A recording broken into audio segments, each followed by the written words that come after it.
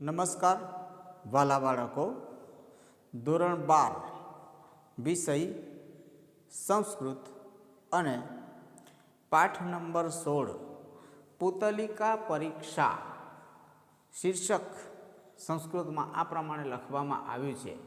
પુતલિકા પરીક્ષા. ગુજરાતી એનું એવું થાય કે પૂતળીઓની પરીક્ષા.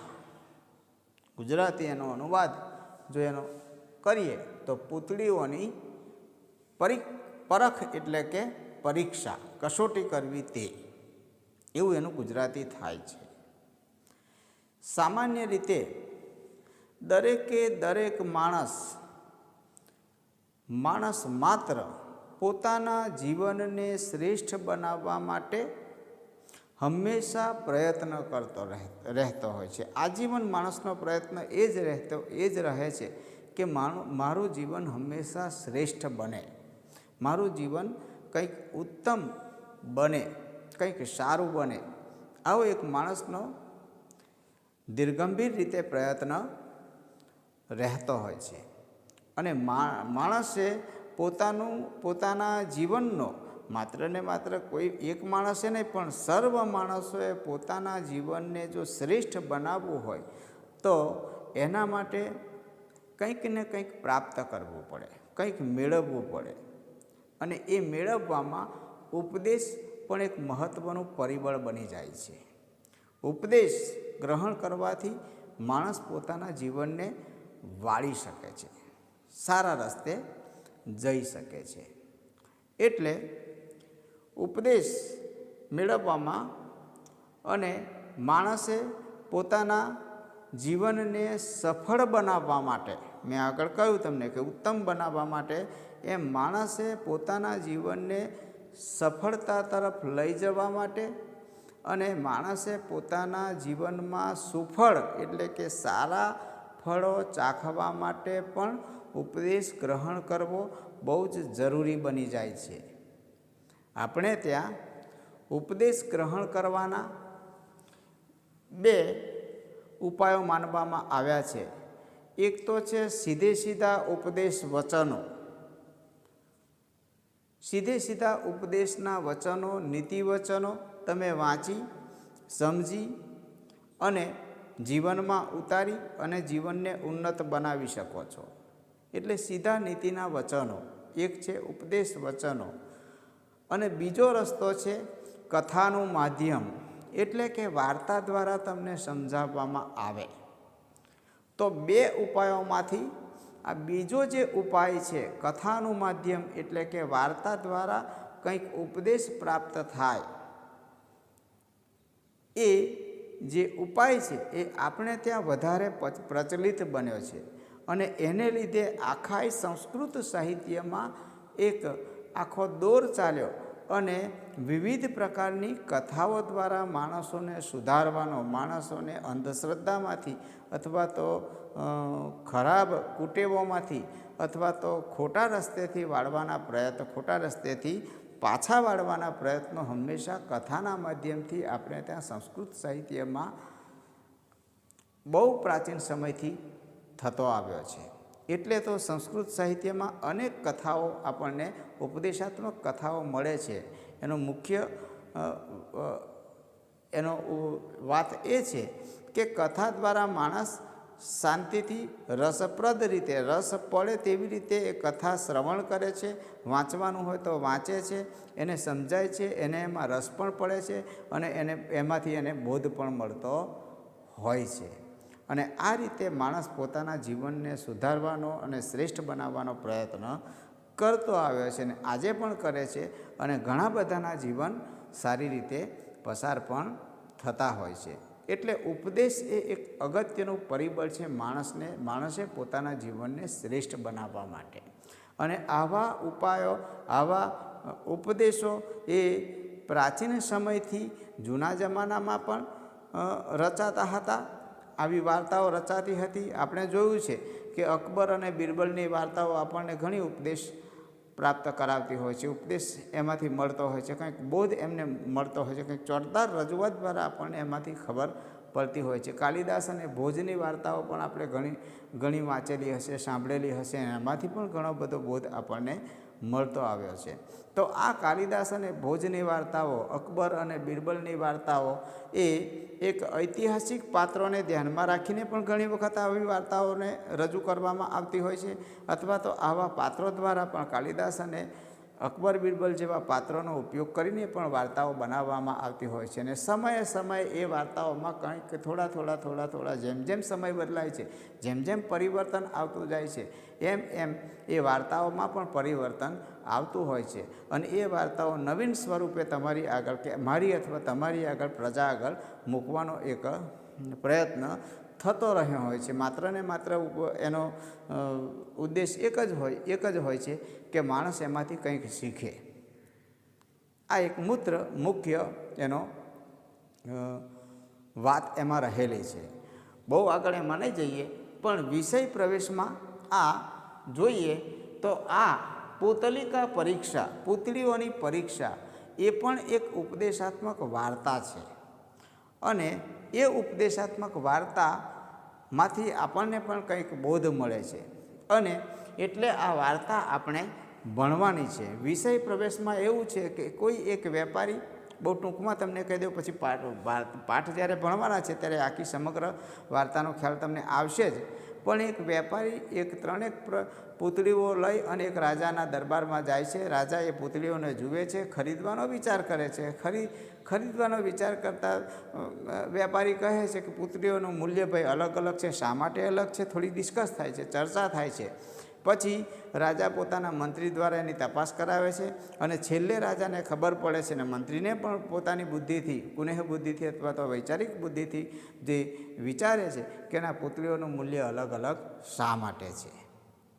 એટલે અને છેલ્લે કંઈક આ વાર્તાનો બોધ આપવામાં આવે છે. હું શરૂઆતમાં એટલા માટે નથી કહેતો કે તમને પછી પાઠમાં પણ થોડી ખ્યાલ રહેવો જોઈએ, ધ્યાન રહેવું જોઈએ. એટલે આ પ્રકારની એક વાર્તા છે, અને એ વાર્તા આપણે અત્યારે આ પાઠ નંબર 16માં પુતલિકા પરીક્ષા, પુતળીઓની પરીક્ષા એ આપણે ભણવાના છીએ. તો ગદ્ય મેં બોર્ડ ઉપર લખેલું છે, એને શીખવાનો અનુવાદ શીખવાનો પ્રયત્ન આપણે કરીએ છીએ. તો બોર્ડ ઉપર લખેલું છે, એકદા, એક દિવસ. જ્યાં અઘરા શબ્દો આવશે ત્યાં લખવામાં આવશે, પણ આ બધા બહુ સહેલા શબ્દો છે, આપણે ખ્યાલ આવી જાય તેવા છે. એકદા, એક દિવસ, એકસ્યામ નૃપ સભાયામ. એકસ્યામ એટલે કે એક દિવસ, એક નૃપ સભાયામ. નૃપ એટલે કે રાજા, સભા એટલે કે સભા. રાજાની સભામાં કશ્ચિત વૈદેશિક, કોઈ એક વૈદેશિક એટલે કે પરદેશથી, વૈદેશિક એટલે કે વિદેશથી અથવા તો પરદેશથી, વણિક એટલે કે વણિક મતલબ વેપારી એવો અર્થ પણ કરી શકાય. વણિક એટલે કે વેપારી એવો અર્થ થાય. અને વૈદેશિક એટલે કે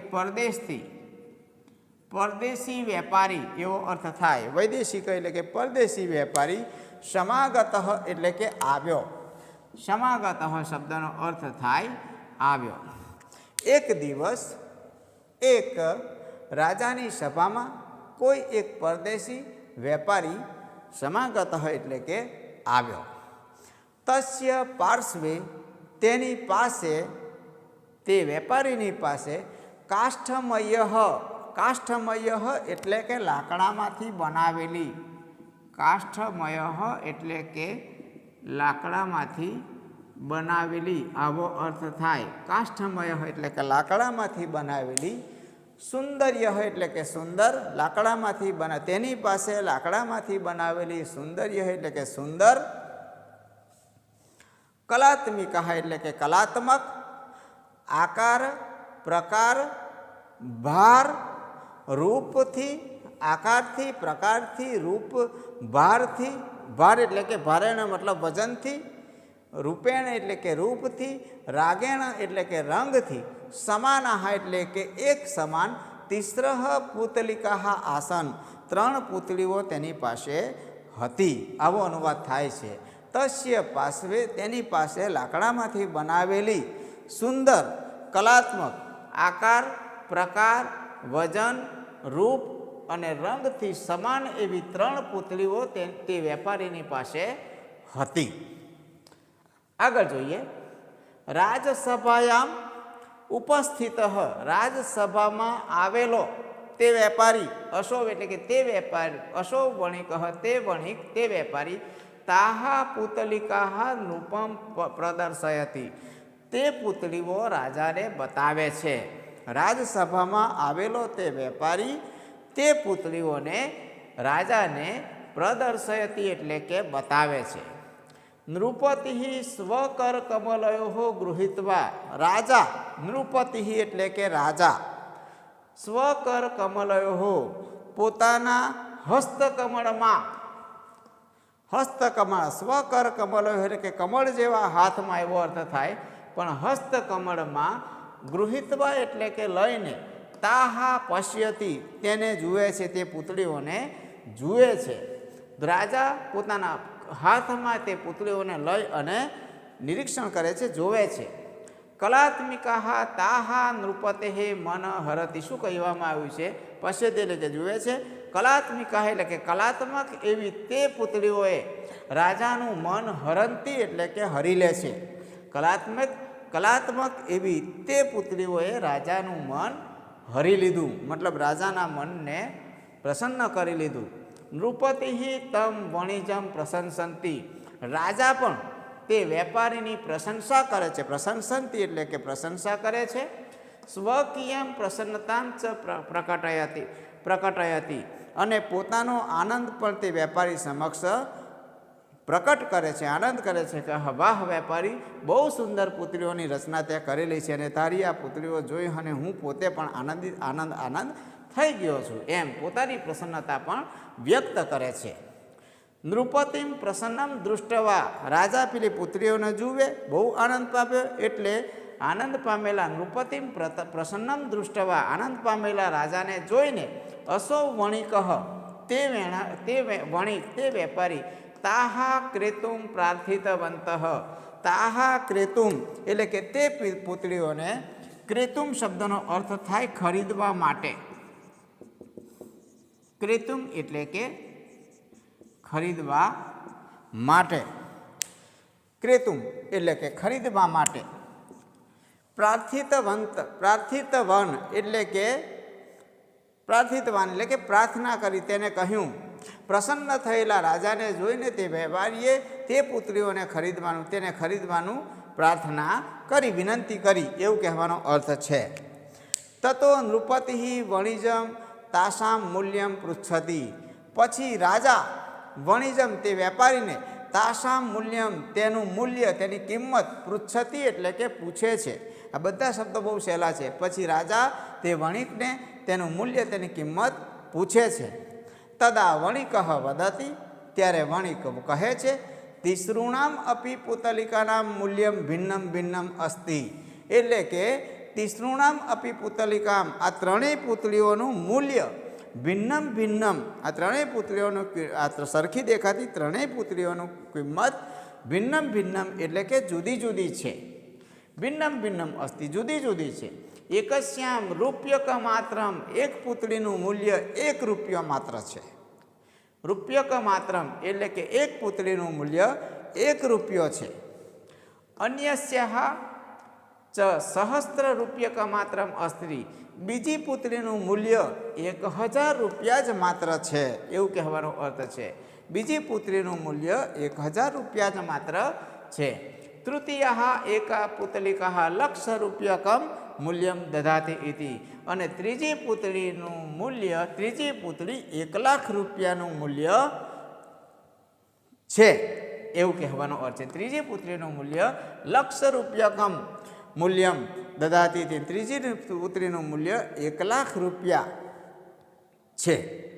આવું પેલા વેપારીએ રાજાને કહ્યું.